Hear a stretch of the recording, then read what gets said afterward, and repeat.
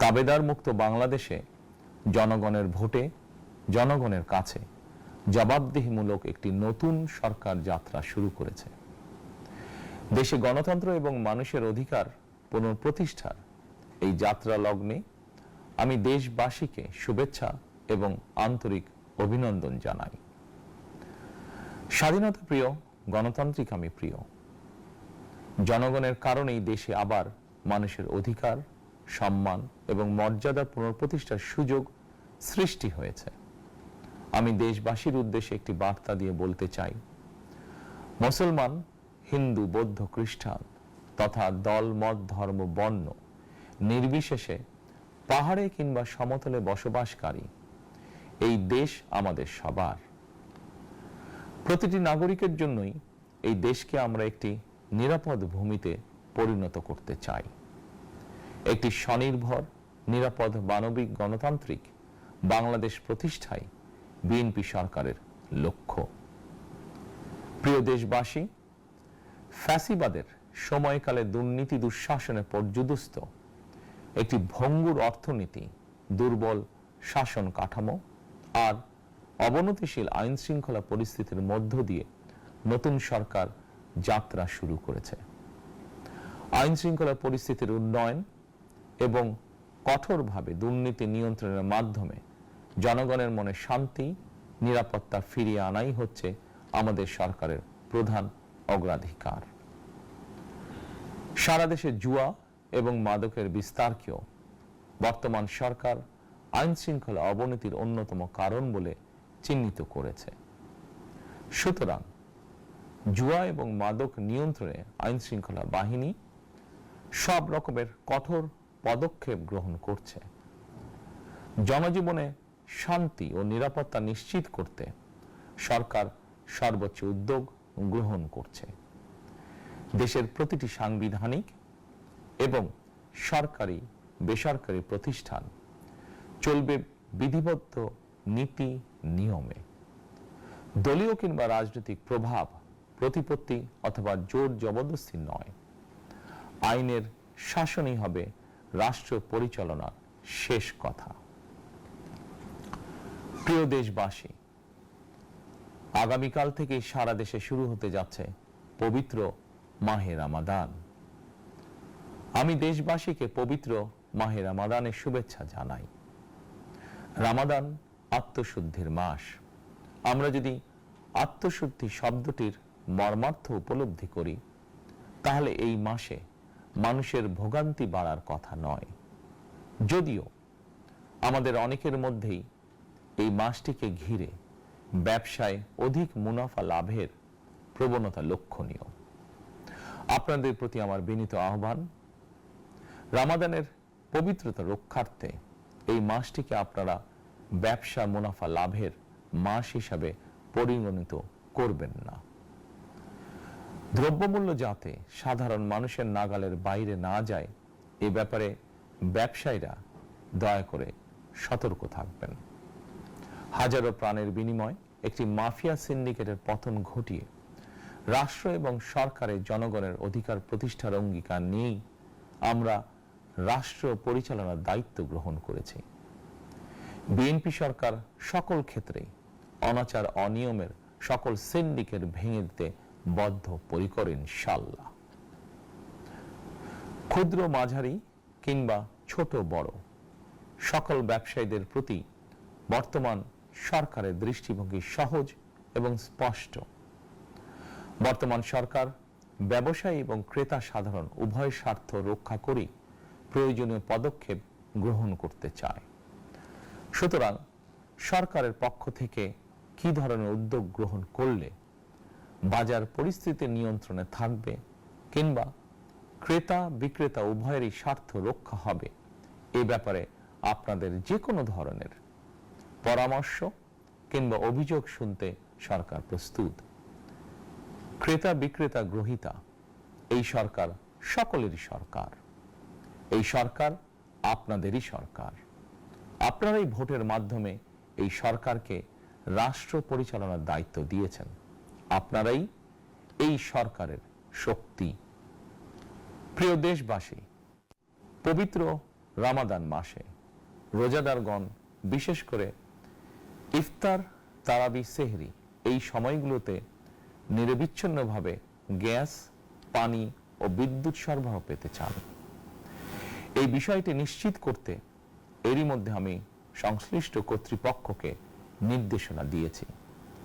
অপচয় রোধ করে কৃচ্ছতা সাধন প্রতিটি মুসলমানের ঈমানি দায়িত্ব। অফিস আদালতে বিনা প্রয়োজনে কিংবা প্রয়োজনের অতিরিক্ত গ্যাস, বিদ্যুৎ, পানি খরচের ব্যাপারে সচেতনতা অবলম্বন করাও ইবাদতেরই অংশ বলেই আমি মনে করি। দেশের সকল সরকারি বেসরকারি কর্মকর্তা কর্মচারী এবং জনসাধারণের প্রতি কৃচ্ছতা সাধনের আহ্বান জানানোর আগে আমি সরকারের মন্ত্রী এবং বিএনপি সংসদ সদস্যদেরকে দিয়েই একটি দৃষ্টান্ত স্থাপন করতে চেয়েছি। বিএনপি সংসদীয় দলের প্রথম সভাতেই আমরা সিদ্ধান্ত নিয়েছি বিএনপি থেকে নির্বাচিত কোনো সংসদ সদস্য সরকারি সুবিধা নিয়ে ট্যাক্স ফ্রি গাড়ি আমদানি করবেন না এবং প্লট সুবিধাও নেবেন না। আমি আপনাদের সামনে বলেছিলাম রাষ্ট্র পরিচালনার সুযোগ পেলে বিএনপি সরকার মহানবীর ন্যায়পরায়ণতার আদর্শ অনুসরণ করবে। আমি মনে করি বিএনপির সংসদীয় দলের এই সিদ্ধান্ত ন্যায়পরায়ণতার আদর্শেরই একটি অন্যতম প্রতিফলন। প্রিয় দেশবাসী, বিভাগীয় শহরগুলিতে বিশেষ করে রাজধানী ঢাকায় যানজট অত্যন্ত নিয়ন্ত্রণহীন। হাটে মাঠে ঘাটে, অফিস আদালতে জনগণের ভোগান্তির শেষ নেই। জনজীবনের নানা ক্ষেত্রে জনদুর্ভোগ লাঘব করা না গেলে জনমনে স্বস্তিও ফিরবে না। রাজধানীতে জনসংখ্যার চাপ কমাতে বিকল্প ব্যবস্থা গ্রহণ করা জরুরি হয়ে পড়েছে। মানুষ তার নিজ জেলায় কিংবা নিজের বাসা বাড়িতে থেকেও যাতে সহজভাবে সঠিক সময়ে অফিস, আদালত, ব্যবসা বাণিজ্য করতে পারেন সেই লক্ষ্যকে সামনে রেখেই সারা দেশে রেল যোগাযোগ ব্যবস্থা ঢেলে সাজানোর উদ্যোগ নেওয়া হচ্ছে। এই পরিকল্পনার অংশ হিসাবে প্রথমেই রেল, নৌ, সড়ক এবং সেতু মন্ত্রণালয়ের কার্যক্রম পুনর্বিন্যাস ও সমন্বয় করা হচ্ছে। আমরা মনে করি সারা দেশে রেল যোগাযোগ ব্যবস্থার সহজ, সুলভ এবং নিরাপদ করা গেলে একদিকে যেমন জনগণের শহর কেন্দ্রিক বা নগর কেন্দ্রিক নির্ভরতা কমবে, অপরদিকে পরিবেশেরও উন্নতি হবে। প্রিয় দেশবাসী, আমাদের চারপাশে সমস্যার শেষ নেই, তবে সমস্যার পাশাপাশি সম্ভাবনাও কিন্তু কম নয়। আমাদের বৃহৎ জনগোষ্ঠীকে যদি আমরা দক্ষ জনশক্তিতে রূপান্তরিত করতে পারি তাহলে এই জনসংখ্যাই হবে আমাদের জনসম্পদ। আমরা নিজেদেরকে দক্ষ করে গড়ে তুলতে পারলে শুধু বাংলাদেশই নয়, বিশ্ব বাজারও আমাদের জন্য উন্মুক্ত। তথ্য প্রযুক্তির সিঁড়ি বেয়ে বিশ্ব এখন কৃত্রিম বুদ্ধিমত্তার যুগে প্রবেশ করেছে।